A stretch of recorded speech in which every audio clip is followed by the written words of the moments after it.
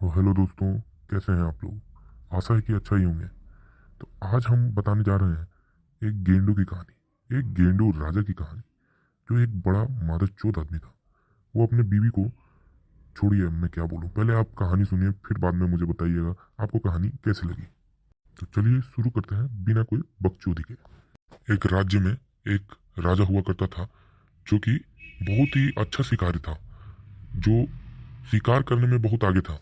पर उसे शक था कि उसकी बीवी को कोई चोट जाता है रोज, क्योंकि वो देखता था कि उसका बीवी का थोड़ा सा फलका हुआ रहता था हमेशा।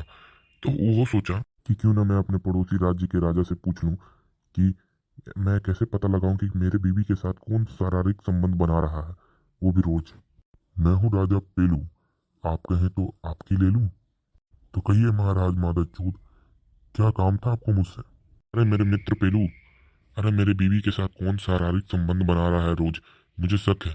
मुझे कोई उपाय बताओ जिससे मैं पता लगा सकूं कि वो हरामी कौन है। अरे महाराज, मेरे पास एक मशीन है। वो मशीन को आप अपने बीबी के मेन पार्ट में लगा देना, मतलब कि रानी साहबा के मेन पार्ट पे लगा देना।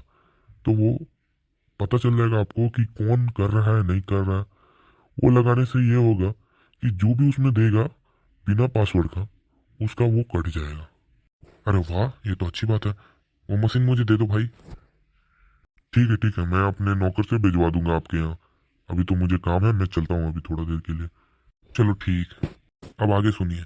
मेरा ये प्लान है कि मैं उसके मेन पार्ट पे वो लगा दूंगा जब वो सोई रही होगी, और फिर मैं उसे बोलूंगा कि मैं शिकार पे जा रहा हूँ। फिर उसके बाद मैं देखूंगा कि किसका किसका कटा हुआ है मेरे राज्य में।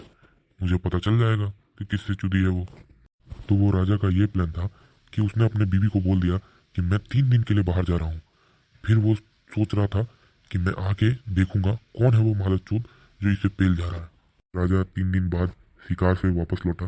फिर उसने सब के सब नौकर मंत्री सबको बुलाया।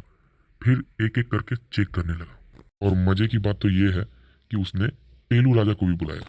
पेलू राजा ने सारे मंत्री नौकर सिपाही सारे को बोला कि सबको एक एक करके अपना पैंट खोलो।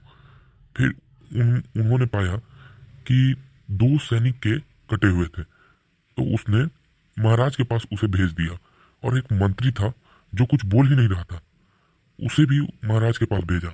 महाराज समझ गया कि यही दोनों सिपाही मेरे बीबी को पेल रहे थे, पर यह मंत्री कुछ बोल क्यों नहीं रहा है। फिर पेलू राजा के दिमाग में कुछ आया। पेलू राजा ने बोला कि मंत्री तो अपना मुंह खोल। मंत्री ने जैसे ही मुंह खोला, राजा ने पाया कि मंत्री की जीभ कटी हुई थी। मतलब समझ रहे हो, है समझ रहे हो। तो इसी के साथ होती है कहानी समाप्त। आप तो समझ ही गए होंगे कि मंत्री ने किया क्या था। अगर नहीं समझे तो अभी आप बच्चे हो। और वीडियो ऐसे ही होता है खत्म। आज के लिए टाटा, बाय बाय। आप प्लीज़ सब्सक्राइब कीजिए भाई, प्लीज़ सब्सक्राइब कीजिए। आप लोग के ऊपर हमारा हमारा ज़िंदगी निर्भर है। Thank you.